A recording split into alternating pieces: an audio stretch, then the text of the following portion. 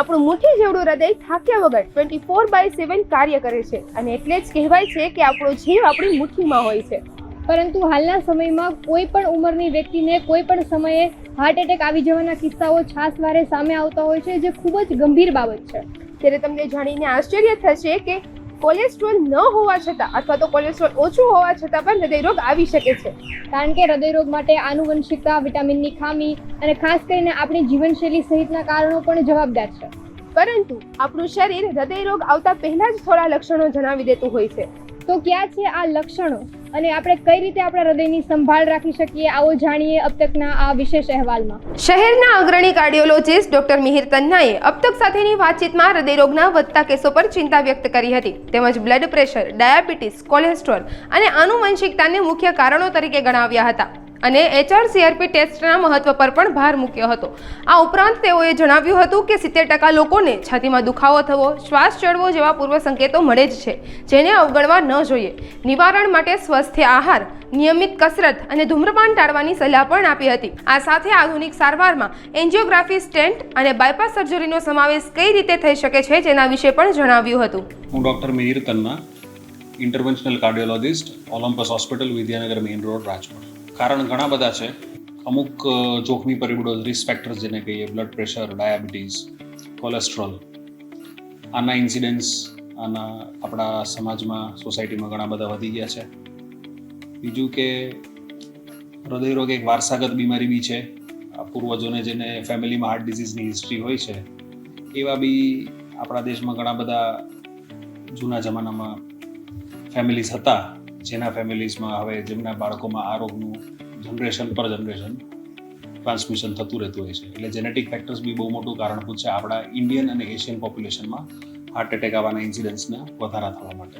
Heart attack આવે એની પહેલાં મહત્તમ દર્દીઓને, ઘણા બધા દર્દીઓને, આઈ વુડ સે 70% પેશન્ટ્સને કંઈક અણસાર આવતા હોય છે, જેમ કે ચાલવાથી છાતીના વચ્ચેના ભાગમાં દુખાવો થવો, કે શ્વાસ ચડવો, કે થાક લાગવો, ગભરામણ, ઊંધો ગેસ, ખભો દુખવો, વાસો દુખવો, આ બધા એના લક્ષણો હોઈ શકે છે.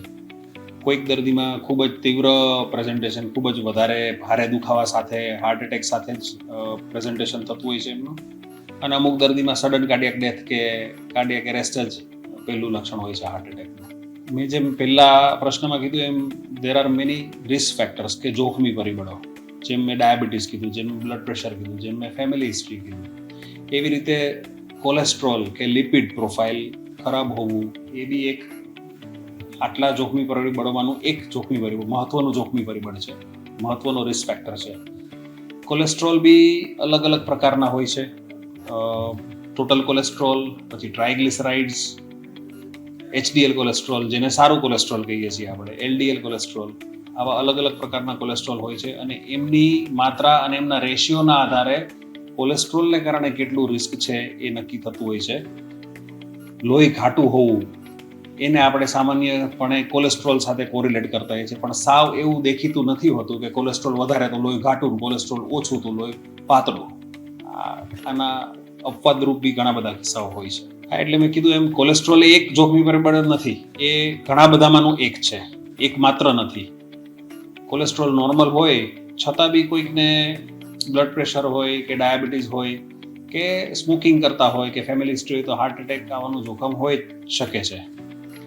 અને એ બધા માટે એના રિપોર્ટ્સ અલગ અલગ કરાવતા રહેવા, એ ચેક કરતા રહેવા જરૂરી હોય છે. ખોરાક ખૂબ મહત્વની બાબત છે અને એ બીમાર થયા પછી કે બીમારી આવ્યા પછી ખોરાકનું મહત્વ વધી જાય છે એવું નથી. નાનપણથી બાળક જ્યારે સાવ શરૂઆત કરે છે ખાવા પીવાનું, ત્યારથી જ એનામાં જો આપણે ઓછું શુગર ખાવાની કે ફાસ્ટ ફૂડ ખાવાની કે જંક ફૂડ ખાવાની ટેવ ઓછી રાખીએ તો એ લાંબા ગાળે મોટી ઉંમરમાં બી ખૂબ ફરક પાડતા હોય છે. ખોરાક બહુ મહત્વનો ભાગ ભજવે છે. ઇવન તમારે ડાયાબિટીસ થવાના ઇન્સિડન્સમાં કે તમારા લિપિડ પ્રોફાઇલના રિપોર્ટ્સ ખરાબ આવવામાં બી ખોરાકનો ખૂબ મહત્વનો ભાગ હોય છે. એટલે એના બાબતે તો સજાગ અને સચેત હંમેશા રહેવું જ પડતું હોય છે. HSCRP એટલે હાઈ સેન્સિટિવ CRP,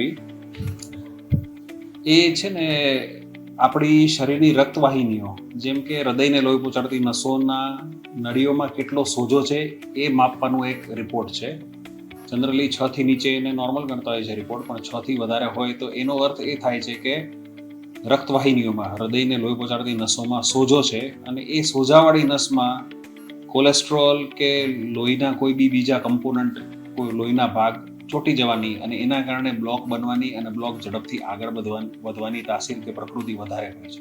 આના માટે HSCRP આપવામાં આવતું હોય છે. જેમ મેં કીધું કે કોલેસ્ટ્રોલ અલગ અલગ પ્રકારના હોય છે. LDL, ટ્રાઇગ્લિસરાઇડ, ટોટલ કોલેસ્ટ્રોલ આ ખરાબ કોલેસ્ટ્રોલ કહેવાય છે. HDL એ સારું કોલેસ્ટ્રોલ કહેવાય છે.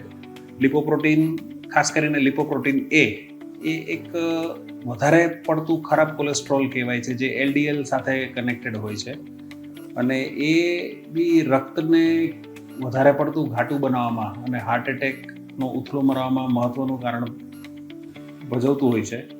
અને એનો જે દર્દીઓને રિસ્ક ફેક્ટર્સ કે જોખમ છે એમાં એકવાર રિપોર્ટ કરવો. એ રિપોર્ટ 30થી નીચે મિલીગ્રામ પર ડેસિલીટર નોર્મલ રિપોર્ટ કહેવાતો હોય છે. 30થી 50 એવરેજ રિપોર્ટ કહેવાય ને 50થી વધારે તો એ દર્દીઓને હાર્ટ એટેક આવવાનું જોખમ કે નળીઓમાં બ્લોક બનવાનું જોખમ ઘણું વધારે હોય છે. તો એને કંટ્રોલ કરવા માટે ખોરાક કે દવાથી જે કંઈ બી પગલાં લેવાતા હોય એ લિપોપ્રોટીન લિટલ એને કંટ્રોલ કરવા માટે લેવા જ જોઈએ. હોમોસિસ્ટીન બી એક પ્રકારનું એવું પદાર્થ છે કે જેનાથી નળીઓમાં લોહી ઘાટું બની જતું હોય. એ ધમનીમાં બી બની શકે અને શીરામાં બી બની શકે. ઘણા લોકોને આપણે સાંભળ્યું કે ડીપ વેઇન થ્રોમ્બોસિસ થઈ ગયું, પગમાં લોહી જામી ગયું, તો એમાં બી એ કારણભૂત હોઈ શકે. અને આર્ટરી એટલે કે હૃદયની નળીઓ હાર્ટ એટેક આવવા માટે બી એ કારણભૂત હોઈ શકે. અમુક વિટામિનની ઉણપ હોય, જેમ કે B6, B12 કે ફોલિક એસિડ હોય, કે કોઈકને થાઇરોઇડના પ્રોબ્લેમ્સ હોય, કે કોઈક કીમોથેરાપીની કે સંધિવાયની અમુક દવા મિથોટ્રેક્સેટ ટાઈપની લેતા હોય, તો આ બધી વસ્તુથી હોમોસિસ્ટીનના લેવલ્સ વધી જતા હોય અને એ વધારે લેવલને કારણે લોહી વધારે ઘાટું થવાની અને હાર્ટ એટેક અથવા તો રક્તવાહિનીઓમાં, બીજી રક્તવાહિનીમાં લોહી ગંઠાવાના ઇન્સિડન્ટ્સ વધારે થતા હોય છે. મેઇનલી આ બે દવાઓ B6, B12 વિટામિનના supplementation, folic એસિડના supplementation, ઘણીવાર ગ્રીન લીફી વેજીટેબલ્સ ખાવાથી કે અમુક પ્રકારના કઠોળ ખાવાથી બી એનું લેવલ ઘટાડી શકાતું હોય છે. અને નિયમિત કસરત કરવાથી બી એમાં ફાયદો થતો હોય છે. ફેમિલી હિસ્ટ્રીને, હા, ઇનહેરિટન્સ એટલે મારું તો એવું માનવું છે કે ઇનહેરિટન્સ કે જે તાસીર કહીએ આપણી, જે આપણને વારસામાં મળે છે, તો હું એવું કહેતો છું બધાને કે વારસામાં તમને મિલકત મળે કે ના મળે, પણ તાસીરમાં તમને બીમારીઓ તો મળતી જ હોય છે, ખાસ કરીને હૃદયરોગની બીમારી. અને જેના ફેમિલીમાં નાની ઉંમરે હાર્ટ એટેક આવવા કે ઘણા બધા પરિવારજનોને, જેમ કાકા બાપાઓને કે ભાઈઓમાં, મોટા ભાઈઓમાં હાર્ટ એટેકના ઇન્સિડન્ટ્સ હોય, તો એ દર્દીઓને ચોક્કસપણે હાર્ટ એટેક આવવાનું ખૂબ વધારે જોખમ હોય છે.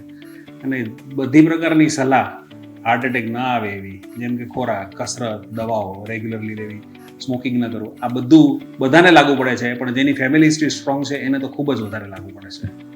એટલે બળતરા આવી જવી ને એ બધું તો ડાયરેક્ટલી સંબંધ નથી હોતો, પણ લોહીના ટકા જો ઓછા હોય તો આપણે અલ્ટિમેટલી શું હોય છે કે હૃદયના સ્નાયુઓને લોહી પૂરતું ન પહોંચવું એ હૃદયના દુખાવા કે હૃદય રોગ આપતા હોય છે. જો લોહીની ટકાવારી બ્લડમાં જ ઓછી હોય તો હૃદય પૂરતું કામ કરતું હોય કે નળીઓમાં બ્લોક ન હોય તો બી ત્યાં લોહી ઓછું પહોંચશે અને હૃદયની તકલીફ ઊભી કરશે. રેગ્યુલર રિપોર્ટ્સ કરાવવા, બધી પ્રકારના blood test, cardiogram, treadmill test, echocardiography, routine blood test બધા કરી અને જે રિપોર્ટ ખરાબ જણાય, જેમ કે શુગર વધારે જણાય તો એને કંટ્રોલ કરીએ, કોલેસ્ટ્રોલ વધારે જણાય તો એને કંટ્રોલ કરીએ.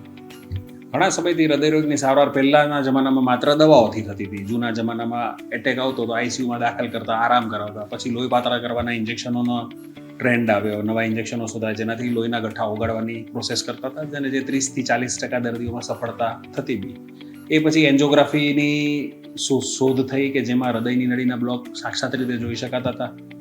બ્લોકનું નિદાન થયું એટલે એની સારવાર કરવાનો ઓપ્શન, પહેલાં બલૂન કરીને, પછી બલૂન કર્યા પછી સ્ટેન્ટ કરીને, અથવા તો મલ્ટિપલ બ્લોકેજ કે વધારે એવા બ્લોક હોય તો બાયપાસ કરીને બી એની ટ્રીટમેન્ટ થવા લાગી છે.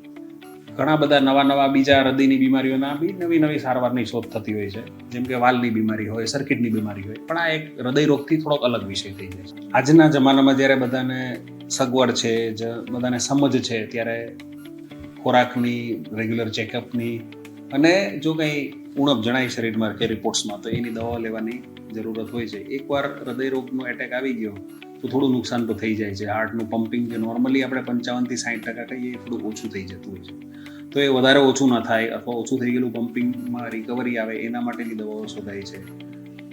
એકવાર એટેક આવી ગયા પછી બીજી વાર એટેક ના આવે એ માટે કોલેસ્ટ્રોલના લેવલના અલગ આંકડાઓ છે કે એકવાર આવ્યો એને 170થી નીચે આપણે કોલેસ્ટ્રોલ રાખવા ઈચ્છતા હોઈએ તો 2 વાર એટેક આવે તો એને 40થી નીચે રાખવાના પ્રયત્નો કરતા હોય છે, જેના માટેના નવા ઇન્જેક્શનો અને ખૂબ સારી દવાઓની બી શોધ થઈ ગઈ છે.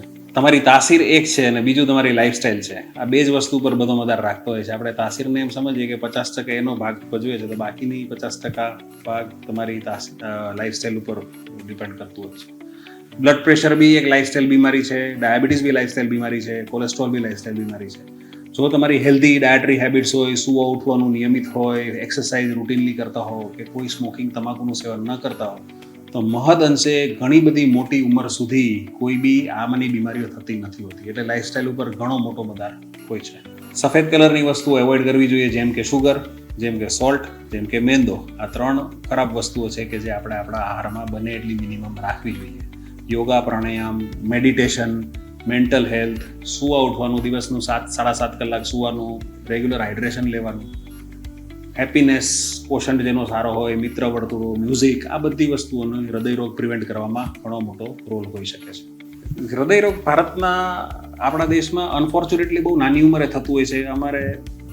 મારી ઉંમર 50 વર્ષની થવાય, પણ હું જોઉં છું ઘણા મેજોરિટી દર્દી 70% દર્દી મારાથી નાની ઉંમરના આવે છે.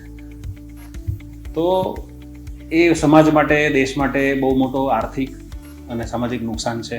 અને એવી વસ્તુ છે કે જેને ઘણી બધી રીતે એવોઇડ કરી શકાય છે, પ્રિવેન્ટ કરી શકાય છે, કે કંટ્રોલમાં રાખી શકાય છે. છતાં બી આપણે આપણી રોજની દોડાદોડીને મગજમારીઓવાળી લાઈફમાં એવા ગૂંથાઈ ગયા છીએ કે આપણે આ બાજુ ધ્યાન જ નથી રહેતું. જો હેલ્ધી રહેશું તો બધું સક્સેસ લાઈફમાં આપણી સાથે આવી શકશે.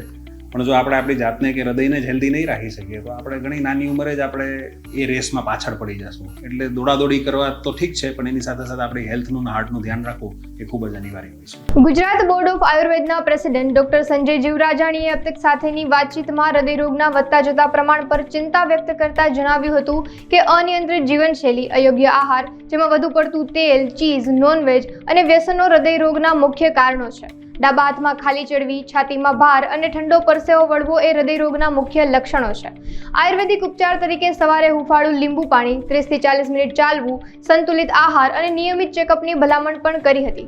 તેમજ તેઓએ અર્જુન શિરપાક અને પંચકર્મ જેવી પદ્ધતિઓને પણ ફાયદાકારક ગણાવી હતી. ડૉક્ટર સંજય જીવરાજાની આયુર્વેદ કન્સલ્ટન્ટ છું અને president Gujarat board of Ayurveda and Unani system of medicine Gujarat સ્ટેટનો પ્રેસિડેન્ટ છું. જય ધન્વંતરી, ઓમ નમઃ શિવાય. દર્શક મિત્રો, આવા સરસ કાર્યક્રમ કરવા બદલ હું અબતક મીડિયાને ખૂબ ખૂબ અભિનંદન પાઠવું છું. આજે જે હૃદયરોગ વધ્યા છે એનું મુખ્ય કારણ છે, હું તમને જે કહેવા માગું છું, જાગૃતતા ખાસ આપણે રાખવાની જરૂર છે. મોસ્ટ ઓફ 15 થી 17 કારણો હું આપને જાણ કરું છું. પહેલું કારણ છે જેમાં કોલેસ્ટ્રોલ અને ટ્રાયગ્લિસરાઇડ વધે છે, બ્લડ પ્રેશર વધારે હોય છે, શુગર વધારે હોય છે, મોટાપો હોય છે, નોનવેજ અને તેલવાળી વસ્તુઓ ઘરે ઘરે ખવાતી હોય છે. તેલ એટલે આજે તમે ઘરે ઘરે ફરસાણ ખાતા હોય છે, રોજ ફરસાણ હોય છે, ગાંઠિયા, ભજીયા, પૂરી, પકોડા. ઓછામાં ઓછું ફ્રૂટ ખાતા હોય છે, વેજીટેબલ્સ છે જે આપણે રેગ્યુલર ખાવા જોઈએ ઓછામાં ઓછા ખાતા હોય છે. ડેરી પ્રોડક્ટ મેક્સિમમ વધારે, ડેરી પ્રોડક્ટ, મલાઈવાળી પ્રોડક્ટ, ચીઝવાળી પ્રોડક્ટ વધારે લેતા હોય છે. આ કારણો અને સ્ટ્રેસ, જે વોકિંગ નથી કરતા, બિલકુલ ઝીરો વોકિંગ છે, આટલું તમે ડાયટ લ્યો છો, ઇનપુટ કરો છો, આઉટપુટ નથી. સ્ટ્રેસ, મેક્સિમમ સ્ટ્રેસ રાખે છે. આજે રેસમાં દોડતા એવી રીતે લોકો દોડતા હોય છે. મોટામાં મોટું બીજું કારણ છે વ્યસન, ગુટકા, સ્મોકિંગ અને ડ્રિંક્સ. યોગ, મેડિટેશન ઝીરો છે. આજે તમે જુઓ તો મોટાભાગના લોકો આ લાઈફસ્ટાઈલ સાથે જીવતા હોય અને યોગ અને મેડિટેશન સાથે ન કરતા હોય. આ બધા કારણોસર હૃદયરોગ વધવાનું મોટા કારણો છે. લક્ષણોમાં ડાબા હાથમાં ખાલી ચડવી, ડાબુ હાથ ભારે લાગવું, છાતીના ભાગમાં એકદમ તમને પાટિયા જેવો ભાર દેખાય, ગભરામણ થાય, મૂંઝારો થાય, ચક્કર જેવું ફીલ થાય, ઉલટી વોમિટિંગ થઈ જાય, ઠંડો પસીનો વળે, પાછળથી તમને દુખાવો, આગળ સુધી દુખાવો થતો હોય ને દુખાવો ઓફન થયા કરે. આ મેઇન કારણ લક્ષણો તમને દેખાય, તમને ત્યારે ખબર પડે કે એને કંઈ પણ હૃદય રોગ છે, એકદમ પેશન્ટ છે, એ શ્વાસ લેવામાં પણ મુશ્કેલી અનુભવતો હોય. કોલેસ્ટ્રોલ અને ટ્રાયગ્લિસરાઇડ અને હૃદય રોગ એક સિક્કાની બે બાજુ છે. કોલેસ્ટ્રોલ એટલે આપણી જે ધમનીઓમાં ચરબી જાડી થઈ જાય એને આપણે કોલેસ્ટ્રોલ કહી શકાય. ઈ કોલેસ્ટ્રોલ છે, જેવી રીતે તમને હું એના 3 દાખલા આપું કે આપણે કોઈ પણ આઈસ્ક્રીમ લઈ, જ્યુસ લઈ અને પાણી લઈ, તો પાણી છે એ સ્ટ્રોથી તમે તરત લઈ શકશો. એમ આપણા બોડીની અંદર પતલું લોહી હોય તો તરત જ એ ધમનીમાંથી બધે ફરશે. એના પછીનું આવ્યું તમારે થીક શેક. તમે શેક લીધો તો એ તમને એમાં વાર લાગશે તમને સ્ટ્રોથી લેવામાં. અને આઈસ્ક્રીમ, તો આઈસ્ક્રીમમાં તમે લઈ જ નહીં શકો સ્ટ્રોથી. એટલે જ્યારે કોઈને એટેક આવે છે, હાર્ટ એટેક આવે ત્યારે એ આઈસ્ક્રીમ થઈ ગયો છે, અહીંયા તમારા બ્લડ છે એ ક્લોટ થઈ ગયું છે, એ ઉપર સુધી પહોંચી જ નથી શકતું. જનરલી ઘણી વખત કોલેસ્ટ્રોલ નોર્મલ હોય, ટ્રાયગ્લિસરાઇડ નોર્મલ હોય, પણ હૃદયરોગ થવાનું મોટામાં મોટું એને સ્ટ્રેસ ઇન્ડ્યુસ હોય, હાઈપર થિંકિંગ કરતો હોય, માણસને એટલો બધો ભાર લઈને કે દુનિયા હું ચલાવું છું, અથવા તો એને એટલું પ્રેશર લઈને જીવતો હોય, એની સામે એની લાઈફસ્ટાઈલમાં યોગ મેડિટેશન ન હોય, વોકિંગ રોજનું 40 મિનિટ કરવાનું એ ન હોય, અને ખોરાકમાં અનિયમિતતા હોય. આજે જમવા બેસે તો ઓવર ઇટિંગ કરી લઈએ, એને ખબર ન હોય કે ભાઈ મારે કેટલું જમવું જોઈએ. આજે 75% જમવું જોઈએ, 25% થી 20% તમારે ઓછું જમવું જોઈએ. આ બધા મેઇન કારણો છે. બળતરા, આનુવંશિકતા હૃદયરોગમાં મોટો ભાગ ભજવે છે. જે લોકોના ફાધરને, મધરને, દાદાને, દાદીને હૃદયરોગ હોય તે લોકોએ પહેલેથી જ સાવચેત રહેવું જોઈએ. જેવી રીતે સુગરમાં આપણે કેર કરીએ છીએ તેવી રીતે એમને 4 વસ્તુ હંમેશા કહેતો હોઉં છું કે તમે વાર્મ વોટર સવારે લીંબુ નાખીને પીવો. બીજું, આખા દિવસમાં એક વખત 30 થી 40 મિનિટ વોકિંગ કમ્પલસરી કરો. તમે વોકિંગ ન કરો તો તમારે રાતનું જમવાનું એવોઇડ કરવાનું, મલાઈ વગરનું દૂધ પીવાનું. ત્રીજું છે બેલેન્સ ડાયટ. તમે બંને ટાઈમ તમે એકદમ હેવી ન જમો. તમે બપોરે હેવી જમ્યા છો તો રાત્રે લાઇટ જમો. અને ચોથું છે તમને અમુક પરેજીમાં અથાણા, પાપડ, બ્રેડ, ટોસ્ટ, ખારી, ગાંઠિયા, બિસ્કિટ, દહીં, આટલી વસ્તુ તમારે એવોઇડ કરવાની. આ 4 વસ્તુ તમે કરો તો ઘણી વખત હૃદયરોગથી તમે બચી શકો છો. હૃદયરોગ છે ને સાયલેન્ટ કિલર છે. અત્યારે તો તમે જોવો તો બિફોર 40 યર્સ, 40 વર્ષથી નીચેના 50% લોકોમાં કંઈક ને કંઈક હૃદયના પ્રોબ્લેમ હોય છે, કારણ કે રેસ, દોડ, સ્ટ્રેસ. હવે એના માટેના જે 5 ટેસ્ટ છે ને એ 40 પછી લોકોએ દર વર્ષે એકવાર તો કરાવવો જ જોઈએ, 50 પછી દર 6 મહિને કરાવવા જોઈએ. સૌથી પહેલો છે બ્લડ ફોર લિપિડ પ્રોફાઇલ, સવારે એમ્પ્ટી સ્ટમક કરાવો. બીજું, ડૉક્ટર પાસે એક ECG કરાવો કે તમારું હૃદય કઈ રીતે પમ્પિંગ કરે છે, પરફેક્ટ જાય છે હૃદયનું. થર્ડ વન છે તમારે ઇકો છે. ઇકોનો ટેસ્ટ છે કે હૃદયનું કેટલા % કામ કરે છે, 50%, 60%, આપણું હૃદય કેટલા ટકા ચાલે છે. અને એક એન્જિયોગ્રાફી છે લાસ્ટમાં.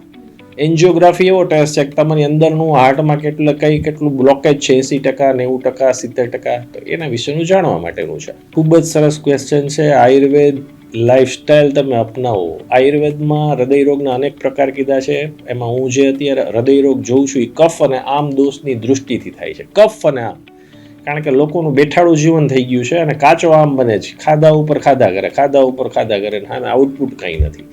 એટલે હૃદયરોગ થવામાં કફ અને આમ દોષની દૃષ્ટિ છે. એના નિકાલ માટે શું કરવું પડે તો કે આયુર્વેદમાં શ્રેષ્ઠ ડ્રગ હૃદયનું કીધું છે અર્જુન છે. અર્જુન શિરપાક. રોજ સવારે તમે અર્જુન છે એને દૂધમાં ઉકાળીને લઈ શકો, અર્જુનની છાલનું ચૂર્ણ. બીજું લસણ છે. ત્રીજું આદુ છે. બીજા પણ અનેક ડ્રગ્સ છે, પણ લસણ, આદુ, અર્જુન અને 10 મૂલકવાત છે.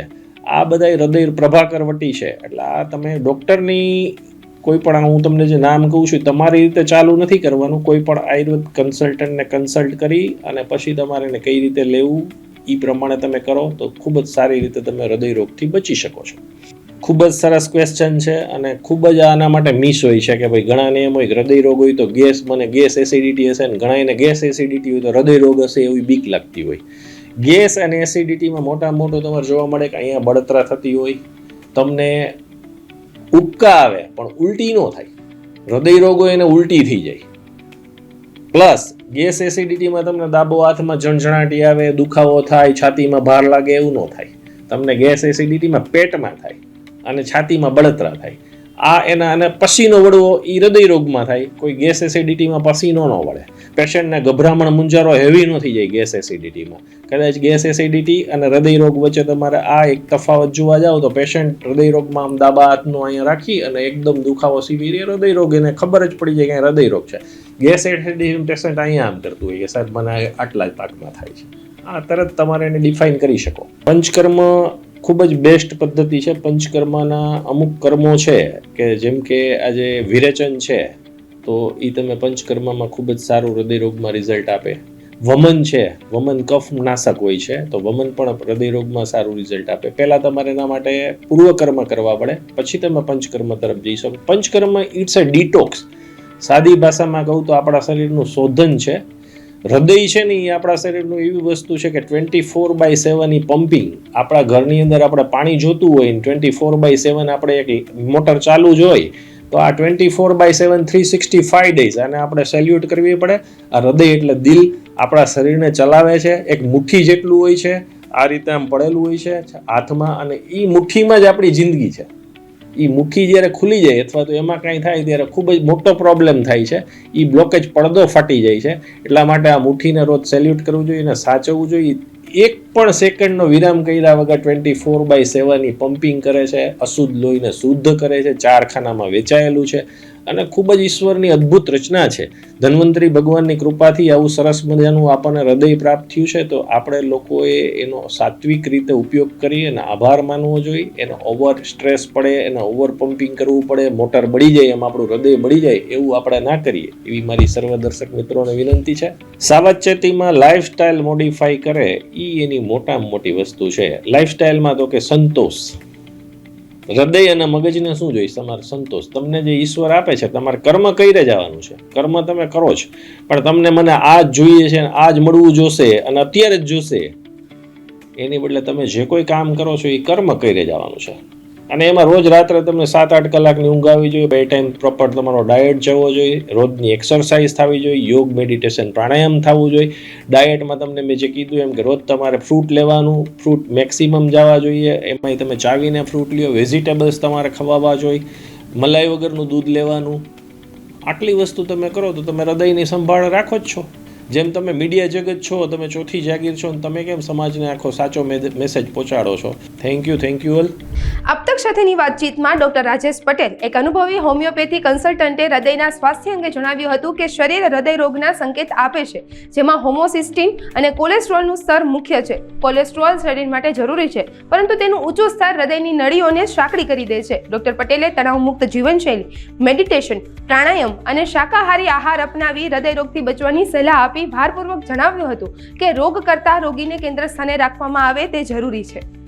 ગુડ મોર્નિંગ દર્શક મિત્રો, હું doctor Rajesh Patel homeopathy consultant છું.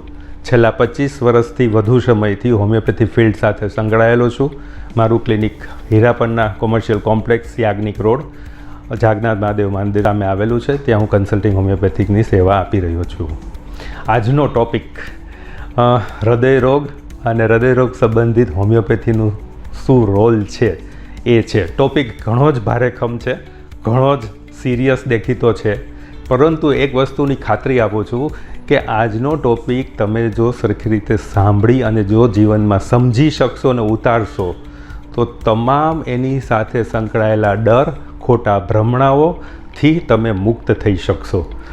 સૌથી મહત્ત્વની વસ્તુ એ છે કે કાર્ડિયોવાસ્ક્યુલર રિસ્ક એટલે કે હૃદયરોગ સંબંધિત થવાના કોઈ પણ લક્ષણ શરીરમાં શરૂ થવાના હોય તે અગાઉ કઈ વસ્તુથી આપણને અણસાર મળે, અગમચેતી મળે, જેથી કરીને જે કહે છે ને prevention is better than cure, તો એનું આપણે પૂરેપૂરું એ રીતે ટ્રીટમેન્ટમાં અમલીકરણ કરી અને આપણી જાતને બચાવી શકીએ, એ મુદ્દો છે. તો એમાં બે મુખ્ય અત્યારે પેથોલોજીકલ એડવાન્સમેન્ટ થયું છે એ પ્રમાણે એમાં બે મુખ્ય વસ્તુ જોવામાં આવે છે.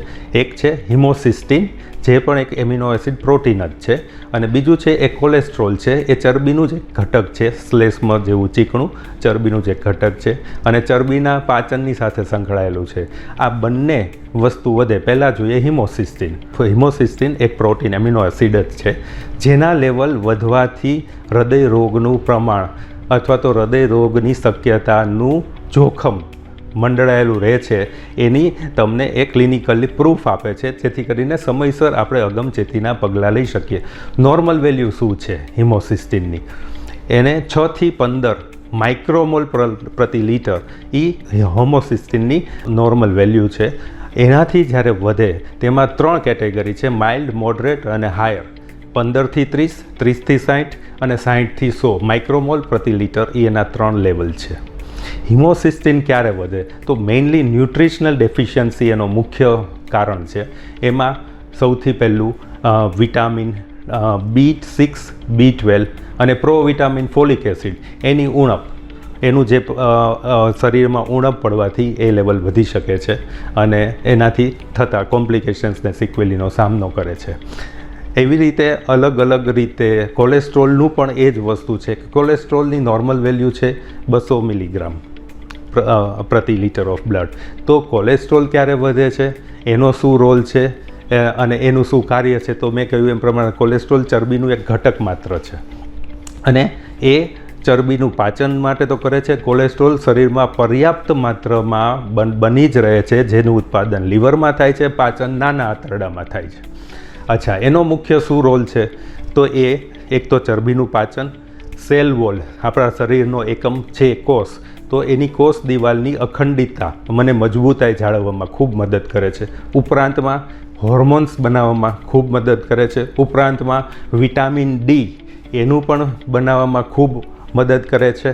એટલે કોલેસ્ટ્રોલ એ રીતે જે એના માટે આપણે ડરતા હોઈએ એવું નથી. કોલેસ્ટ્રોલ અતિશય જરૂરી છે આ બધી ક્રિયાઓ માટે, શરીર માટે. એ શરીરને સરસ ને સ્વસ્થ રાખવા માટે કોલેસ્ટ્રોલ પણ એટલું જરૂરી છે. હિમોસિસ્ટીન જે રીતે vitamin B12, folic acid, B6 એની ઉણપથી થાય છે હિમોસિસ્ટીન, એ વસ્તુ તમે ડાયટરી સપ્લિમેન્ટથી, જરૂરી નથી કે મેડિસિન્સથી આ બધી વસ્તુ સરખી કરી શકાય. સપ્લિમેન્ટથી સિમ્પલ જીવનશૈલી, ડાયટરી એટલે કે આપણા જે ખોરાકમાં થોડાક ફેરફાર કરીએ કે જેમાં સૌથી વધારેમાં કુદરતી માત્રામાં આ ઘટકો મળી રહે તો એ સોલ્વ થઈ શકે છે. શેમાંથી એ મળી શકે? લીલા શાકભાજી, ખાસ કરીને લીલોતરી, બેકરી પ્રોડક્ટ, ફણગાવેલા કઠોળ, સ્પ્રાઉટેડ પલ્સીસ, પલાળેલા ચણા, ઘણી બધી બેકરી પ્રોડક્ટ્સમાં પનીર છે, દહીં છે, માખણ છે, મલાઈ છે, આ બધી ઘણી બધી વસ્તુઓ છે કે જેમાં આ બધી વસ્તુ પર્યાપ્ત માત્રામાં મળી રહી છે. B12, B6 કે જેની આજકાલ ઉણપ સૌથી વધારે ઇવન વિટામિન D3 અને B12 આ તો કોમનેસ્ટ કલ્પ્રિટ કે કોઈક પણ બધા લોકોમાં આજે કોમનેસ્ટ જોવા મળે છે. તો એમાં અગેઇન કોલેસ્ટ્રોલ મેટાબોલિઝમ વિટામિન ડીનું બનાવવામાં પણ હેલ્પફુલ છે. સો આ બધી વસ્તુનું રિસ્ક જ્યારે બહુ લેવલ વધે ત્યારે કાર્ડિયોવાસ્ક્યુલર રિસ્ક આવે છે. આ બધી વસ્તુ આખી પેથોલોજી અને મેડિકલ સાયન્સે બહુ સારી રીતે છણાવટ કરેલી જ છે. મારે આજે જે મુદ્દો ધ્યાનમાં દોરવો છે એ છે જીવનશૈલીમાં આધારિત આ બધા પ્રશ્નો છે. આ હૃદય રોગ કે કોઈ પણ ડાયાબિટીસ, બ્લડ પ્રેશર, મોટા ભાગની આજકાલની બીમારી જીવનશૈલી આધારિત છે.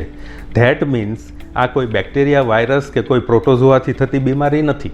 એની પાછળ આપણા જીવનશૈલીમાં કંઈક બહુ મોટું ફોલ્ટી વસ્તુ આવી ગઈ છે અને એમાં મુખ્ય આધાર છે તણાવ, મેન્ટલ સ્ટ્રેસ.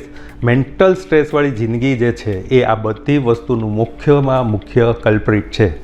મેં તમને સૌથી પહેલાં એડ્રેસ કર્યું દર્શક મિત્રો. મિત્રોનો અર્થ શું થાય? મિત્રો એટલે સાચા અર્થમાં સુખ દુઃખનો સાથી. તો આજે મારે મિત્રો તરીકે એડ્રેસ કર્યું છે તો મિત્ર તરીકેને વાત કરવી છે. ડૉક્ટર તરીકેને ડરાવવાની વાત નથી કરવી. ખાસ કરીને રોગનો ભય છે ને એ સૌથી વધુ પ્રાણઘાતક નીવડ્યો છે અને એની સૌથી સાદી સાબિતી જોતી હોય તો કોરોના સમયની છે. કોરોનાએ જેટલા લોકોના મૃત્યુ માટે જવાબદાર નથી ઠર્યો એટલો કોરોનાનો હાવ, કોરોનાનો ડર લોકોને મારી ગયો છે. સો આ પહેલાં જેવું છે. વેજ વર્ઝનમાં કહું તો બિયારણ પહેલાં કે છોડ પહેલાં? તો તમે કહેશો કે બિયારણમાંથી છોડ બને.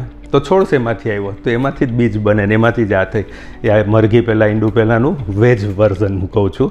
તો એક્ઝેક્ટલી આમાં કંઈક એવું જ છે કે તમે રોગ અને કારણે મનમાં ઉદ્ભવતો સ્ટ્રેસ, તણાવ, ડર, ભય, ચિંતા, ફિકર, XYZ કે મૂળભૂત પ્રકૃતિગત માનસિક તણાવ, જો તમે જીવનમાં દિવસ રાત સુખ દુઃખ હંમેશા રહેવાના, તમે એ સુખ દુઃખને ખૂબ સરળતાથી, સહજ ભાવથી, સાક્ષી ભાવથી ગમે તેવી પ્રતિકૂળતા આવે એને તમે સારી રીતે શાંતિથી સામનો કરી અને એમાં એને મનમાં ઘર કરવા દઈ અને રોગની વૃદ્ધિ થાય એના કરતાં જો મેન્ટલ સ્ટ્રેસ ફ્રી જીવનશૈલી અપનાવતા શીખી જશો, સાચા અર્થમાં હાંસી અને સાચા અર્થમાં ખુશ રહેતા શીખી અને તણાવમુક્ત જીવન જીવવા શીખી જશો તો એમાં તમામ ગૂઢમાં ગૂઢ રોગના મૂળની ચાવી છુપાયેલી છે. અમદાવાદના જ કાર્ડિયોલોજિસ્ટ ડૉક્ટર રમેશ મહેતા પોતે કાર્ડિયોલોજિસ્ટ છે અને લાફિંગ ક્લબ ધરાવે છે, ચલાવે છે લાફિંગ ક્લબ. તો એ લાફિંગ ક્લબનો ઉદ્દેશ્ય છે, હાર્દ છે એ તણાવ મુક્ત જીવન છે, સ્ટ્રેસ મુક્ત રહી અને તમે આ બધા કહેવાતા કાર્ડિયાક માર્કર્સ છે, બાયોમાર્કર્સ છે, કોલેસ્ટ્રોલ છે, હોમોસિસ્ટીન છે, એને નિયંત્રિત રાખવા હશે તો કંઈક ખોરાકના supplement, dietary changes, regular exercise, એ બધી વસ્તુ તો આખી દુનિયા જાણે છે. જે વસ્તુ નથી જાણતા એ છે તણાવ મુક્ત જીવનશૈલી. તણાવ મુક્ત જીવનશૈલી ઉપર જો ફોકસ થશે તો ચમત્કારિક રીતે તમામ કાર્ડિયો વાસ્ક્યુલર અથવા કોઈ પણ હેલ્થના ગંભીરમાં ગંભીર રોગના પ્રશ્નોનું ખૂબ સચોટ અને 100% સટીક સમાધાન મળી શકશે. થોડાક એક્ઝામ્પલ્સ આપું કે કોમનલી હૃદયની બીમારી એકચ્યુઅલી શરૂ થઈ ન હોય છતાં સિમ્પલ એસિડિટી હોય, ઉર્ધ્વ વાયુ ચડ્યો હોય, અહીંયા છાતી ઉપર દબાણ કરતું હોય અને વ્યક્તિ આવે પેશન્ટ. એકચ્યુઅલી હોમિયોપેથીમાં સારવાર કઈ રીતે થાય છે? હોમિયોપેથીમાં ક્યારેય રોગ કેન્દ્ર સ્થાનમાં નથી રહ્યો. સાંભળજો, disease is never in the centre focus of homeopathic treatment. આ કન્સેપ્ટમાં રોગ નહીં, રોગી કેન્દ્ર સ્થાનમાં છે. રોગી means who is that person who is having this problems, કે જેને આ કઈ વ્યક્તિ છે કે જેને હાર્ટની આ તકલીફ થઈ છે, બ્લડ પ્રેશર વધ્યું છે, હૃદયના ધબકારા અનિયમિત થયા છે, XYZ થયું છે. તો એ વ્યક્તિનું વ્યક્તિત્વ કેવું છે, એનું જીવનશૈલી શું છે, એના જીવનશૈલીમાં ઉદ્ભવતા મેઇન તણાવ શું છે, એવા કયા સળગતા પ્રશ્નો છે એની જીવનશૈલીમાં કે જેનું સમાધાન એ શોધી શકતો નથી અને સતત એ વસ્તુથી એ મૂંઝાયેલો રહે છે, ઉલઝેલો રહે છે અને દિવસ રાત એનું ચેન છીનવ્યું છે, એનું સુકૂન છીનવ્યું છે, એની રાતની નીંદર હરામ કરી છે. એક્ઝેક્ટલી આ વસ્તુને પકડી આખી પ્રૂવિંગ, હોમિયોપેથિક દવાનું પ્રૂવિંગમાં આવા સિમ્ટમ્સ જેમાં પેદા થયા છે, મેન્ટલ સ્ટ્રેસ, એ કવર કરતી અને જેની main sphere of action cardiovascular system ઉપર છે અથવા જે તે રિસ્પેક્ટિવ ઓર્ગન છે કે એની સાથે કોમોર્બિડમાં કિડની ઇન્વોલ્વમેન્ટ છે, કોમોર્બિડિટીમાં લંગ્સ ઇન્વોલ્વ છે કે સિમ્પલ એલર્જીક ઇન્વોલ્વ છે. કોમનલી રૂમેટિક ફીવરની હિસ્ટ્રીમાં streptococci culprit gram negative bacilli throat involve કરે અને પછી રૂમેટિક ટેન્ડન્સી કરે છે, ખરાબમાં ખરાબ gram negative rheumatic, sero negative rheumatoid arthritis, અને ઇવેન્ચ્યુઅલી હાર્ટ ઇન્વોલ્વ કરે છે અને હાર્ટમાં વાલ્વ ઇન્વોલ્વ કરે છે, હાર્ટ વાલ્વ્યુલર હાર્ટ ડિઝીઝ. તો આ આખી જર્ની ઓફ ડિઝીઝ જે છે એમાં આખી આ લાઇનનું તો એલોપેથીમાં ખૂબ ઊંડો અને ખૂબ સટીક થયેલો છે, પણ એની સાથે જો મનોદૈહિક તાસીરને સમજીએ અને એના મેન્ટલ સ્ટ્રેસને સરસ રીતે કવર કરીને જો દવા આપીએ તો એ બધી બીમારી ખૂબ સારી રીતે પહેલાં તો નિયંત્રિત થશે, પછી ધીમે ધીમે ધીમે ધીમે સંપૂર્ણ હેલ્થ પૂર્વવત એટલે કે નોર્મલ હેલ્થ દવા મુક્ત પણ થઈ શકે છે. કાયમી પરમેનન્ટ ઇલાજ સંભવ હોમિયોપેથીમાં ચોક્કસ છે. એટલે મેન્ટલ સ્ટ્રેસમાં ચાહે કોઈ પણ લેવલનું સુસાઇડલ સફરિંગનું પરફેક્ટ મેચિંગ જ્યારે થાય છે ત્યારે એ દવા it works nothing less than panacea, અમોઘ શસ્ત્રની જેમ કામ કરે છે. અને એટલે જ આ વિજ્ઞાનને ઘણું બધું સ્પિરિચ્યુઅલ સાયન્સ સાથે સાંકળી લેવામાં આવેલું છે કે જે મેડિકો સ્પિરિચ્યુઅલી આ વસ્તુ હેલ્ધી રહેવા માટે બહુ જ કામની વસ્તુ છે. યસ, આ બહુ સરસ ક્વેશ્ચન થયો, કાર્ડિયોના રોગ શું થયા છે. એક બે એક્ઝામ્પલથી જ વાત કરું. પેશન્ટને સિમ્પલ એન્જાઇનલ પેઇન છે, એ જે કાર્ડિયોગ્રામમાં ચોખ્ખું ખ્યાલ આવે છે કે ડિપ્રેશન છે, કોકમાં રેસિપ્રોકલ ટી ઇન્વર્ઝન વેવ, એ તો આખું કાર્ડિયોગ્રામની પરિભાષા થઈ. પણ કાર્ડિયાક પ્રોબ્લેમ છે, બ્લડ પ્રેશર છે, પણ એની સાથે સાથે અથવા તો આ શરૂ રોગ થયા નથી અને એને કોમનેસ્ટ સૌથી વધુમાં વધુ દર્દી એવા આવે છે કે જેને એસિડિટીને ગેસ થયો છે, ઉર્ધ્વવાયુ થયો છે, હાર્ટ ઉપર પ્રેશર આવે છે એવું લાગે છે અને અમુક વાર અમુક સ્ટીચિંગ પેઇન પ્રીકોર્ડિયલ એટલે કે હૃદયની આગળનો જે રિજિયન છે છાતીનો, ત્યાં એવા આવે છે અને પેશન્ટ બહુ મૂંઝાય છે. અને જ્યારે એને એમ થાય છે કે આ નક્કી મને આ હાર્ટ એટેક આવશે, નક્કી કાં તો હું બચીશ નહીં, નક્કી કાં તો મને હોસ્પિટલાઇઝ કરવો પડશે અને ધારો કે હું નહીં બચું તો મારા ફેમિલીનું શું, ફલાણું શું, એની જિંદગીના બિઝનેસમેન હોય તો એના બિઝનેસ કમિટમેન્ટનું શું, એનું કોઈક મોટું ટાસ્ક હોય તો એ આખું અંડરટેકિંગ કોણ કરશે, ઘણી બધી ચિંતા છે. ત્યારે આવા દર્દીને અમે એક્ઝેક્ટલી એની જે ચિંતાએ એની નીંદ હરામ કરી છે, જેનું મનની શાંતિ છીનવી દીધેલી છે, એના ઉપર ફોકસ કરી એવી ઔષધનું ચયન કરીએ છીએ કે જેનું main sphere of action pathological process ઉપર છે કે ભાઈ હાર્ટમાં શું થયું છે, કે તે આર્ટેરિયોસ્ક્લેરોસિસ થયું છે. તો હવે એ વાત કરું કે કોલેસ્ટ્રોલ જ્યારે વધે છે 200 મિલીગ્રામથી ઉપર જ્યારે વધતું હોય છે ત્યારે સીધા હાર્ટ એટેક નથી આવતા, પણ હૃદયની ખાસ કરીને ધમની આર્ટરીમાં પ્લેક ફોર્મેશન કરવા માંડશે, ટૂંકમાં હૃદયની નળી સાંકડી કરવા માંડશે.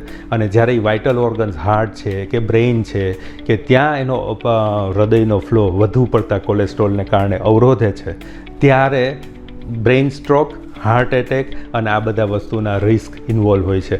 તો આ વસ્તુને પકડી એનો મેન્ટલ સ્ટ્રેસને કવર કરીને જો એને વ્યક્તિને સ્ટ્રેસ મુક્ત નહીં કરી શકીએ તો ફોર્સિબલી તમે કોઈ પણ દવાથી એને કંટ્રોલ કરી શકશો.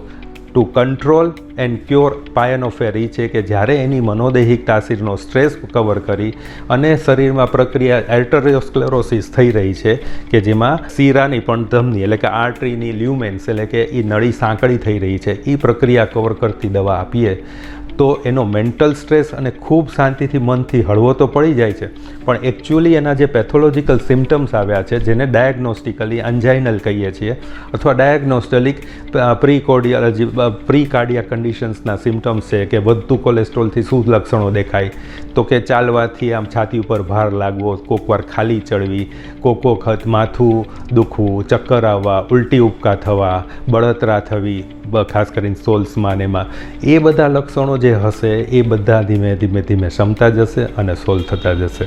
પણ રોગને ફક્ત એક જ પરિમાણમાં ફિઝિકલ પ્રોસેસ તરીકે જ્યારે અમે હોમિયોપેથી ક્યારેય એને એવી રીતે જોતી નથી, એને હોલિસ્ટિકલી જોઈએ છીએ. મન અને દેહને સાંકળતી દેહની પ્રક્રિયા, રોગની પ્રક્રિયા, એની લાક્ષણિકતા, ખાસિયત અને વ્યક્તિત્વ. કે આ જ હૃદય રોગ દાખલા તરીકે સાદું એક્ઝામ્પલ આપું, મધર ટેરેસાને છે, સરદાર વલ્લભભાઈ પટેલને છે અને ઓસામે બિન લાદેનને છે. આ બહુ સરળ બની જશે. તો અમારું પ્રિસ્ક્રિપ્શન ત્રણેય વ્યક્તિ માટે અલગ અલગ હશે, ચાહે એક જ રોગ છે હૃદય રોગનો પ્રોબ્લેમ, બરાબર છે. તો એમાં વલ્લભભાઈ પટેલની દવા, સરદાર વલ્લભભાઈ પટેલનું લોખંડી મનોબળ, એની વ્યક્તિ વિશેષ ઓળખ અને લાક્ષણિકતા છે. તો એવું વિલ પાવર ધરાવતું વ્યક્તિત્વ કે જેને કાર્ડિયાક ઇસ્યુમાં આ પ્રક્રિયા થઈ રહી છે, એ આધારે એની હોમિયોપેથિક દવાનું ચયન કરશું. મધર ટેરેસાનું સેવાભાવી, કરુણામૂર્તિ, બેનેવોલન્ટ નેચર, એને લક્ષમાં રાખી અને એને આ પ્રકારના કાર્ડિયાક પ્રોબ્લેમ્સ થયા છે તો એની વ્યક્તિત્વની દવા એ પ્રકારે નક્કી થશે. અને એ જ વસ્તુ ઓસામા બિન લાદેનને નીડલેસ ટુ મેન્શન એની આતંકવાદી, violent, destructive, cruel, unfeeling, hard hearted personality ઉપરથી આખી એની ફિઝિકલ ટેન્ડન્સીની, એને એકચ્યુઅલમાં કિડની ફેલિયર હતું, ઓર્ગન ડિસ્ટ્રક્શન હતું, જે મેન્ટલ પ્લેનમાં એનું ડિસ્ટ્રક્શન હતું એ જ ફિઝિકલ પ્લેનમાં રિફ્લેક્ટ થતું હતું ઓસામા બિન લાદેનને. એટલે કોઈ પણ રોગમાં, આજે ઓટોઇમ્યુન ડિસઓર્ડરમાં જે વ્યક્તિ ઘણીવાર બોલતા હોય છે કે જે કોઈ વ્યક્તિ માટે સખત નફરત ધરાવે છે, નિયમિત કસરત કરો, ચાલો, શાકાહારી ખોરાક અપનાવો, હેલ્ધી ડાયટ અપનાવો, જંક ફૂડ મોટામાં મોટું બહુ કોમનેસ્ટ કલ્પ્રિટ આજના જમાનામાં જંક ફૂડ, તો કે એ આ બધું બેડ કોલેસ્ટ્રોલ, જેને લો ડેન્સિટી લાઇપોપ્રોટીન LDL, VLDL, જે ખરાબ છે, નામ લો ડેન્સિટી છે પણ heart risk, plaque formation highest એમાં જ થાય છે, એનાથી આર્ટરી બ્લોક્સ થાય છે.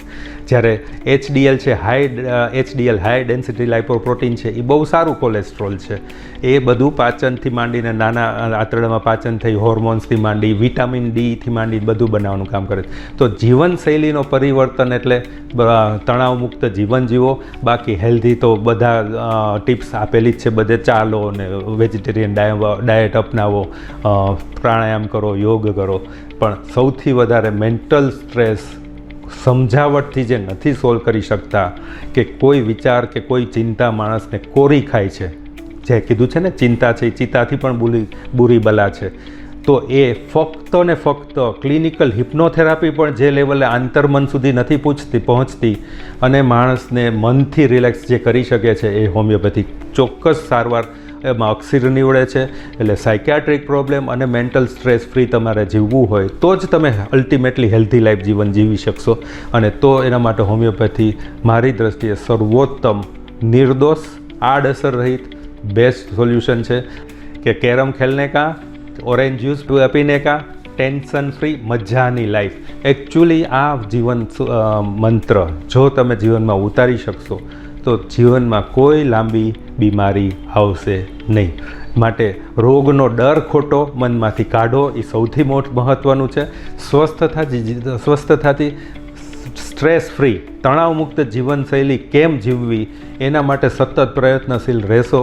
એ સ્વસ્થ જીવનની છુપામાં છુપી અને સૌથી સચોટ અક્ષીર ચાવી છે. બસ એટલો જ મારે સંદેશો કહેવો છે. Thank you.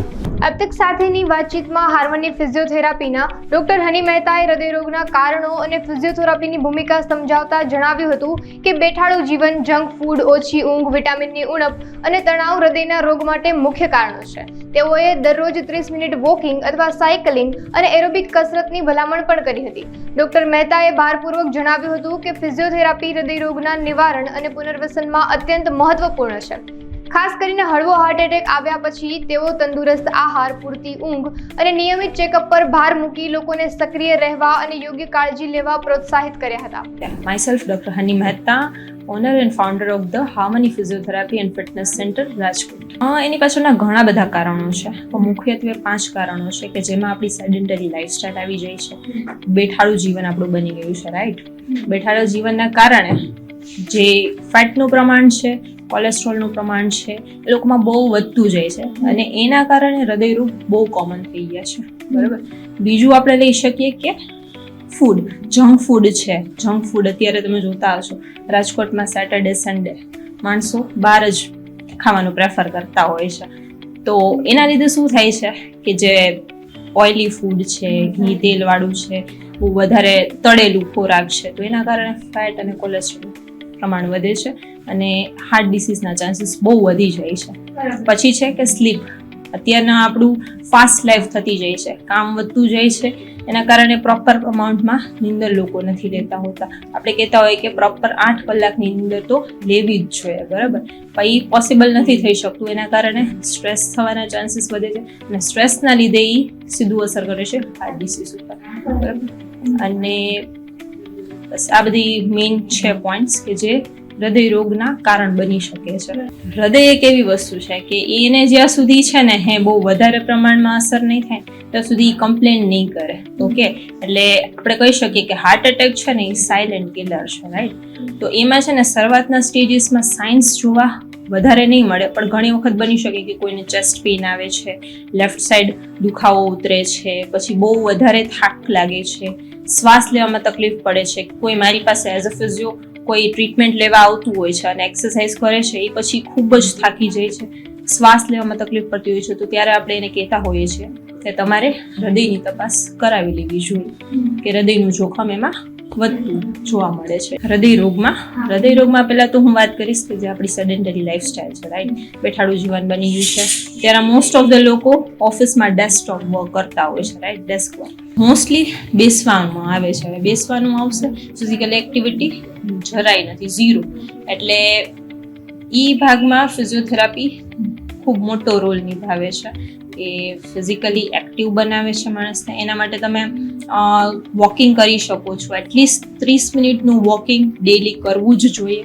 એવું જરૂરી નથી કે કન્ટિન્યુઅસલી 30 મિનિટ સુધી વોક કરો કે પછી 10-10 મિનિટના અંતરે થોડું ઘણું વોક. આખા દિવસમાં એટલીસ્ટ 30 મિનિટનું વોક કરી લેવું જોઈએ. ઘણા મારા પેશન્ટ છે જે મને કહેતા હોય ગોઠણનો દુખાવો છે, હું વોક નથી કરી શકતી, તો આના બદલે તમે સાયકલિંગ પણ કરી શકો છો. કે સાયકલિંગમાં શું થશે કે બોડીનો બધો વજન છે જે ગોઠણ ઉપર આવે છે ચાલવામાં, તે નહીં આવે, તે અવોઇડ થઈ જશે. એટલે સાયકલિંગ પણ સારો ઓપ્શન બની રહે છે. બીજી વસ્તુ કે આપણે એરોબિક એક્સરસાઇઝ જે પણ ખૂબ સારી એવી રોલ નિભાવે છે કાર્ડિયક કેપેસિટી વધારવામાં, ફિઝિકલી એક્ટિવ બનાવવામાં, બરાબર? એ પણ વસ્તુ તમે કરી શકો છો. જીવનશૈલીમાં છે ને હું તમને એક એક્ઝામ્પલ આપીશ. જે આપણે સિટીમાં રહેતું એક ફેમિલી છે અને એક ગામડામાં રહેતું ફેમિલી છે, રાઈટ? તો જે સિટીમાં રહેતું ફેમિલી હશે એ શું કરશે? મોસ્ટલી એની લાઈફ છે એ સેડેન્ટરી લાઈફ છે. તે આખો દિવસ ઓફિસમાં કામ કરશે અને લેટ નાઇટ સુધી જાગવું, મોડે સુધી શું, આ બધી ઘણા બધા પ્રશ્નો રહેશે. જ્યારે આપણે કમ્પેર કરીએ છીએ ગામડાના માણસોમાં કે તો એ લોકો મોસ્ટ ઓફ ખેતીવાડી કરતા હોય છે, એટલે એટલા ફિઝિકલી એક્ટિવ હોય છે. અને આના ઉપર એક રિસર્ચ પણ થયેલી છે કે જેમાં એ લોકો કહે છે કે વધારે જે અર્બન સિટીઝ છે, જે સિટીવાળા લોકો છે, એમાં હાર્ટ ડિસીઝ બહુ વધારે જોવા મળે છે, જેનું કારણ છે સેડેન્ટરી લાઈફસ્ટાઈલ. જ્યારે ગામડાના માણસોમાં ખૂબ ઓછા પ્રમાણમાં હાર્ટ ડિસીઝ જોવા મળતા હોય છે. તો એ ખૂબ મોટો પોઈન્ટ છે જીવનશૈલી ઉપર, કે જીવનશૈલીના કારણે હાર્ટ ડિસીઝ થાય. વિટામિન્સ આમાં છે ને મેઇનલી આપણે વિટામિન ડી અને વિટામિન B12 જે મહત્વપૂર્ણ છે. વિટામિન ડી છે ને, અત્યારે મોસ્ટ ઓફ માણસોને વિટામિન ડી અને B12ની ખામી હશે. તો વિટામિન ડીની જ્યારે ખામી આવશે ને, ત્યારે એ તરત હૃદયરોગને આમંત્રણ આપશે, રાઈટ. અને જ્યારે B12 છે, અત્યારે મોસ્ટલી વેજીટેરિયન્સમાં એની ઉણપ જોવા મળે છે. એનો ડાયરેક્ટ સંબંધ આવે છે હાર્ટ ડિસીઝ સાથે. હાર્ટની જે આર્ટરીઝ છે, ધમનીઓ છે, એમાં સીધો એનો ભાગ હોય છે કે જ્યારે વિટામિન B12ની ઉણપ આવે છે ત્યારે એ સીધું હૃદયરોગમાં રિસ્ક વધી જાય છે હૃદયરોગમાં. તો જ્યારે પણ આપણે વાત કરીએ કે કોઈને હળવો હાર્ટ એટેક આવી ગયો છે, રાઈટ, હાર્ટ એટેક આવ્યા પછી જ્યારે ICU વોર્ડમાં હશે ત્યારથી જ એમને ફિઝિયોથેરાપી સ્ટાર્ટ કરવામાં આવી જશે કે એને મોબિલાઇઝ કરવું. પહેલાં તો એ કઈ રીતે એમના વાઇટલ્સ છે એ બધા મોનિટર કરી અને એને ઊભું થતાં શીખવાડવું, એના હાથ પગ હલાવતા શીખવાડવાથી લઈને એને બ્રીધિંગ એક્સરસાઇઝ શીખવાડવી, કે પછી કોઈને એક્ઝર્શન છે, કફ થઈ ગયો છે બહુ વધારે, તો એમાં પણ કફ કાઢવામાં પણ ફિઝિયોથેરાપીનો બહુ મોટો રોલ છે. એને અમે પોસ્ટરલ ડ્રેનેજ કહેતા હોય, પરકશન કરી અને પછી એમને કફ કાઢવામાં પણ મદદ કરતા હોઈએ છીએ. ડિપેન્ડ્સ કે કઈ રીતની કન્ડિશન છે, કારણ કે આ વસ્તુ એવી છે કે હૃદયરોગ પછી જ્યારે એક્સરસાઇઝ કરે છે તો એ પર્સન ટુ પર્સન ઉપર ડિપેન્ડ કરે છે. અને એમનું અસેસમેન્ટ લઈ અને પછી અમે લોકો એને એક્સરસાઇઝનો પ્રોટોકોલ સેટ કરતા હોઈએ છીએ કે એમને કેટલી ફ્રીક્વન્સીથી, કેટલી ઇન્ટેન્સિટીથી, કેટલા ટાઈમ માટે અને કયા ટાઈપની એક્સરસાઇઝીસ કરવી જોઈએ. તો એના માટે તો હું કહીશ કે પહેલાં તો જંક ફૂડ અવોઇડ કરવું જોઈએ. એઝ કે જંક ફૂડ તેલવાળું છે, તળેલું છે, બરાબર, જે ઘીવાળો ખોરાક છે તેને હળવો કરી નાખવો જોઈએ. ભલે મહિનામાં 1-2 વખત લ્યો, ઇટ્સ ફાઇન, પણ અને જેટલું બને એટલું ઘરે બનાવેલું જમવાનું, બરાબર, કે પછી ગ્રીન વેજીટેબલ્સ છે, લીલા શાકભાજી છે, ફળો છે, દૂધ પીવાનું રાખવું જોઈએ, કે જે હમણાં આપણે ડેરી પ્રોડક્ટ્સ છે એને અવોઇડ કરતા હોઈએ છીએ, કે મિલ્ક આપણે એડ કરવું જોઈએ રોજિંદા જીવનમાં. તો જેના કારણે જે આપણી B12ની ઉણપ છે એ મોસ્ટ ઓફ વેજીટેરિયન્સમાં હોય છે, એના કારણે ડેરી પ્રોડક્ટ્સ એડ કરવી જોઈએ અને એના કારણે આપણે હૃદયરોગથી થોડા ઘણા પ્રિવેન્ટ કરી શકીએ. પહેલાં તો હું કહીશ કે prevention is better than cure, right. Prevention કરાવવા માટે આપણે 20s 30sમાં જ એક્સરસાઇઝ સ્ટાર્ટ કરી દેવી જોઈએ. ફિઝિકલી એક્ટિવ બનવું જોઈએ, એટલીસ્ટ 30 મિનિટનું વોક, જેમ વાત કરી મેં, બરાબર. તો ડેઈલી તમારે વોકિંગ છે, સાયકલિંગ છે, જો તમને સ્વિમિંગમાં ઇન્ટરેસ્ટ હોય તો તમે સ્વિમિંગ કરી શકો. કંઈક ને કંઈક એક્ટિવિટી ડે ટુ ડે લાઈફમાં તમારે એડ કરવી જોઈએ, રાઈટ. ઓકે, તો એનાથી આપણે પ્રિવેન્ટ કરી શકીએ છીએ. અને જો એ હાર્ટ એટેક આવી ગયો છે કે પછી કોઈ બી સર્જરી કરી છે તો એ પછી તમારે કેપેસિટી, તમારા હૃદયને ટ્રેન કેમ કરવું, શ્વાસોશ્વાસની કેપેસિટી, વાઇટલ કેપેસિટીઝ કેમ વધારવી, તો એમાં પણ બહુ મહત્વનો ભાગ ભજવે છે ફિઝિયોથેરાપી. જેમાં આપણે વાત થઈ કે પ્રોટોકોલ આખો આપણે સેટ કરતા હોઈએ છીએ, પર્સન ટુ પર્સન અસેસમેન્ટ લઈ અને એ પછી એક્સરસાઇઝ પ્રિસ્ક્રિબ કરતા હોઈએ છીએ અને એને આપણે રિહાબમાં લઈ જતા હોઈએ છીએ આગળ. વોકિંગ સિવાય આપણે એરોબિક એક્સરસાઇઝીસ એડ કરી શકીએ, બરાબર, કે જનરલ મોબિલિટી એક્સરસાઇઝીસ છે, કે પછી આપણે કહી શકીએ કે યોગા છે. યોગા પણ બહુ જ સારું છે. યોગા છે, મેડિટેશન છે, તો એ સ્ટ્રેસ રિલીફ માટે તો એટલું મહત્વપૂર્ણ છે જ તે, પણ જે આપણી કેપેસિટીઝ વધારવા માટે પણ એટલું જ મહત્વનો ભાગ ભજવે છે. ચેકઅપમાં તમે છે ને રૂટીન ચેકઅપ કરાવી શકો. એઝ તમે 30-40 પછી દર વર્ષે તમારે ફૂલ બોડી ચેકઅપ તો કરાવવું જ જોઈએ. એટલીસ્ટ એમાં બીપી છે, શુગરના રિપોર્ટ્સ છે, ECG છે, બરાબર, કોલેસ્ટ્રોલના રિપોર્ટ્સ છે, એ બધા રિપોર્ટ્સ તમે એડ કરી શકો. બધા જ બ્લડ રિપોર્ટ્સ છે. આ બધા રિપોર્ટ્સ તમારે છે ને વર્ષે એકવાર તો કરાવવા જ જોઈએ, કે જેના કારણે તમને ખબર પડે હૃદયરોગ આવશે કે કેમ. અત્યારે છે ને આપણે લોકો મોસ્ટલી જોતા હોઈએ છીએ કે જીમનો ક્રેઝ વધતો જાય છે. જેમ બધા જીમમાં જતા હોય, બરાબર, હવે થાય છે કેવી વસ્તુ કે એક પર્સન છે કે જે 50 kg વેઇટ લિફ્ટ કરી શકે છે, નહીં બીજો માણસ છે કે જેની કેપેસિટી છે 20 કિલો ઉપાડવાની જ થાય, પણ દેખાદેખીમાં એ કહે છે કે નહીં મારે બી 50 kg ઉપાડવું છે. તો હવે એ ઉપાડે તો છે બરાબર, વેઇટ લિફ્ટ કરે તો છે, પણ એમાં તકલીફ શું પડે છે કે ઓવર વેઇટના કારણે, ઓવર સ્ટ્રેન્થ લગાવવાના કારણે એનામાં કેપેસિટી છે નહીં અને એ જોર કરશે તો એમાં શું થશે કે ચાન્સીસ ઓફ ધ લાઈક આપણે જનરલી અત્યારે જોતા હોય છે કે જીમનો ક્રેઝ વધતો જાય છે, રાઈટ? જીમ બધા સ્ટાર્ટ કરવું હોય છે બધાને અને કરે પણ છે, અને સાથે સાથે એમને વેઇટ લિફ્ટનો પણ એટલો જ ક્રેઝ વધે છે કે આણે આટલું વેઇટ લિફ્ટ કર્યું તો મારે બી આટલું વેઇટ લિફ્ટ કરવું છે. હવે એ વેઇટ લિફ્ટ, ઓવર વેઇટ લિફ્ટના કારણે શું થાય છે કે જે નસ છે એના ફાટી જવાના ચાન્સીસ વધે છે. એના કારણે તમે જોયા હશે મોસ્ટલી કે અત્યારે વિડીયોઝ વાયરલ થતા હોય છે કે જેમાં કોઈ પર્સન વેઇટ લિફ્ટ કરે છે અને ત્યારે એને સડનલી હાર્ટ ફેલ થઈ જાય છે. તો આ વસ્તુ શેના કારણે થાય છે તો કે નસ કે આર્ટરીઝ જે ફાટી જાય છે એના કારણે જોવા મળે છે. તો એવું ના કરી અને ટાળવું જોઈએ અને ધીમે સ્ટાર્ટ કરવું જોઈએ. ટ્રેનિંગ ધીમે લેવી જોઈએ કે આપણે 0 થી 10 સુધી પહોંચવાનું છે તો ડાયરેક્ટ 10 લેવલનું વેઇટ લિફ્ટ ન કરવું પડે, પણ 1, 2, 3 એના સ્ટેજીસ પ્રમાણે ચાલવું તે બેટર રહે છે. બસ હું લોકોને એ જ કહેવા માંગીશ કે જે બધી કાર્ડિયક કન્ડિશન્સ છે કે પછી કહેવાય ને કે છે ને પ્રિવેન્ટ કરવી છે કાર્ડિયક કન્ડિશન, તો તમારે ફિઝિકલ એક્ટિવિટી છે તે તમારે સ્ટાર્ટ કરી દેવી જોઈએ. કાંઈ બી activity, whatever activity you can do in everyday life. Okay, તો ડે ટુ ડેમાં તમારે એ બધી એક્ટિવિટીઝ એડ કરવી જોઈએ. અને જો થઈ ગયું છે તો પછી તમારે ફિઝિયોથેરાપીનો અપ્રોચ કરી એમની પાસે રિહેબ આખો પ્રોટોકોલ લેવો જોઈએ કે જેનાથી ફિઝિયોથેરાપીના સેશન્સ લેવા જોઈએ કે જેના કારણે તમે અત્યારે જે કન્ડિશનમાં છો તે કન્ડિશન પાછી ફ્યુચરમાં થતાં અટકાવી શકીએ ઓર એને ધીમી પાડી શકીએ. હૃદયરોગ ખૂબ જ ગંભીર ગણાય છે, પરંતુ તેની સામે તકેદારીના પગલાં ખૂબ જ સામાન્ય છે. આપણી જીવનશૈલીમાં કરેલ નાનકડો ફેરફાર માત્ર હૃદય જ નહીં, દરેક રીતે શરીરને ચુસ્ત અને તંદુરસ્ત રાખે છે. આવી જ માહિતી સાથે જોતા રહો અબ તક ચેનલ. નમસ્કાર.